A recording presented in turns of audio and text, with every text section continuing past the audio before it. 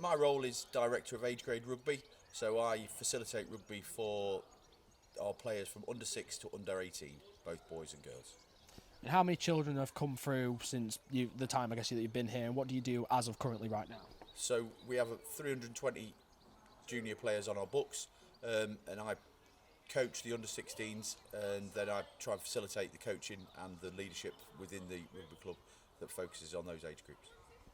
How long have you been at the Lincoln Rugby Club for now? It's a good question because now I've got to do maths. So my boy, it's 7, 8 years. 8 years. When did you know that you wanted to, I guess, get involved with rugby, and when did you start to fall in love with the sport? Well, I started playing when I was 12. I was probably about this size when I was 12, so it made playing rugby quite easy when everyone else was a good foot and a half shorter. I was never any good with football, and I'm still not. I don't know where my feet are. So people who can dribble the ball and know where the ball is, that I'm not one of those. But I'm pretty good with my hands, and I am at that age was pretty big. So I found success quite easy at 12. And then I played for Lincoln when I was schoolboys till about 18, 19. And then I drifted off, and then when my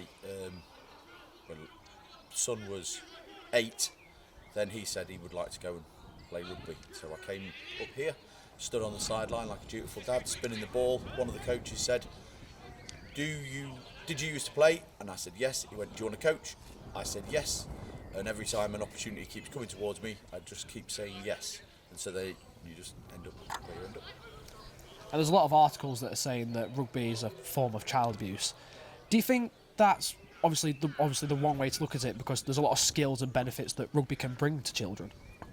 Yeah, I think asking me about whether I think it's child abuse, it's going to be a loaded side. I have a view, but not just from the physical contact elements. So rugby has values that it carries within, and I think being part of a group outside of your peers at school is important.